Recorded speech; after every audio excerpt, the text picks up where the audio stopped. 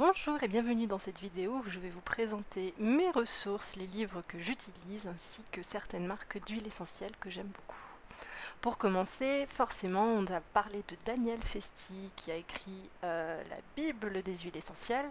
Simplement, moi je n'ai pas du tout cette Bible, je me contente du petit 15 huiles essentielles parce que j'aime beaucoup travailler avec peu au début pour aller plus loin et pas de tout de suite en fait saturé par trop d'informations.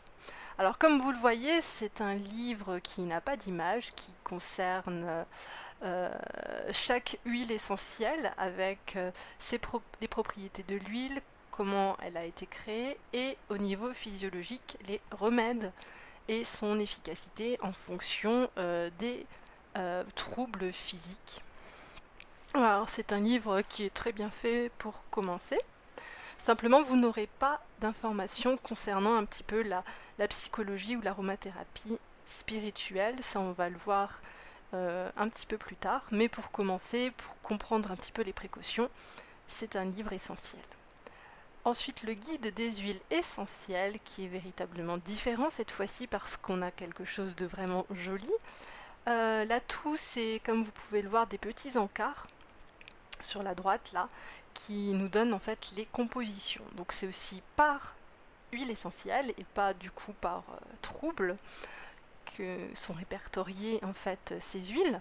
Et on a voilà des informations plutôt intéressantes avec du coup des encarts aussi concernant les précautions à prendre, ce qui est super important. Si vous recherchez un petit peu des choses un plus profonde, en tout cas sur les autres corps énergétiques, l'impact des huiles essentielles.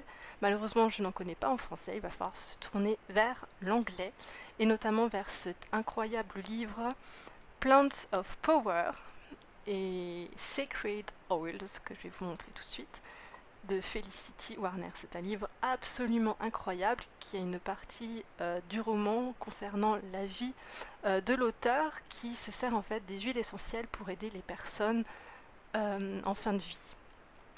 Du coup, là aussi c'est par plante et il y a une partie qui décrit du coup la plante, pourquoi l'utiliser au niveau spirituel, ainsi que des témoignages.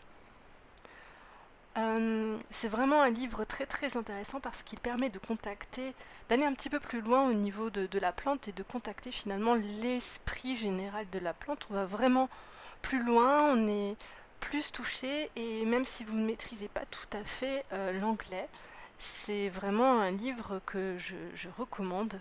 Il est incroyable, c'est ce qui m'a donné véritablement un grand coup de foudre pour m'orienter à la création des synergies. C'est ce qui m'a fait sauter le pas en fait, tellement il est incroyable, véritablement. Son histoire est vraiment prenante et on peut voir comment les huiles ont pu solutionner certains problèmes de ses patients.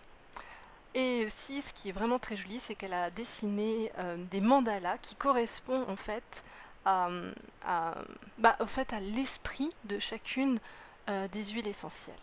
Voilà, un incroyable livre. Plants of Power de Savielli, qui là aussi se divise selon du coup, les espèces et qui va raconter véritablement une rencontre avec ces plantes. C'est des plantes essentiellement, cette fois-ci, d'Amérique, puisque du coup, on change de continent. Felicity Warner est, elle, anglaise, donc vous pouvez même suivre ses stages, il suffit de traverser la Manche pour tous les Français. Et là, on est un petit peu voilà, sur des plantes que l'on connaît un petit peu moins, mais il y a quand même la lavande. Et du coup, comme ça, on peut aller un petit peu plus en profondeur pour vraiment communiquer et rencontrer ces plantes grâce à ces deux ouvrages. L'élément qui va être particulièrement essentiel à la pratique intuitive de la composition d'aromathérapie, c'est ce genre de catalogue qui recense toutes les huiles végétales et toutes les huiles essentielles. Il y a même les hydrolats qu'on peut voir en bleu. On va travailler en fait par identification au pendule et on va fonctionner par page. On peut tout à fait le faire avec, par exemple, un grand livre, une grande bible sur les huiles essentielles qui recense énormément de types différents. Bien entendu, on les aura pas toutes. Par exemple, moi j'avais besoin d'une huile essentielle de lotus qui ne figurait pas là-dessus, mais on peut tout de même le trouver. Le pendule nous dira comment faire. Alors, quand on s'intéresse aux huiles essentielles, forcément, on va se demander où acheter, quelles sont les meilleures marques. Et là aussi, je suis passée par l'expérimentation. J'ai donc quelques marques à vous présenter aujourd'hui. Pour commencer, voici Floram, qui est une marque disponible en pharmacie, propose en fait des huiles biologiques. Il y a Bilby & Co, chez qui je ne commande plus. Également la marque Aroma, disponible en biologique et en pharmacie également. Aromazone, comme on en parlait, ce sont des vendeurs sur internet qui sont très efficaces et qui ont des huiles globalement de très bonne qualité pour pas cher. La marque Essence, qui est aussi disponible là en magasin bio. Et pour finir avec la pharmacie, il y a Pranarum qui vend aussi du bio. Pourquoi le bio est important? Parce qu'on va travailler avec un condensé de matière, donc également condensé de produits chimiques s'ils ont été utilisés pour la pousse de ces plantes. Je vous invite à tester également vos propres marques favorites. Moi j'aime beaucoup celles qu'on trouve en pharmacie et celles d'Aromazone, et forcément en biologique comme je vous le disais.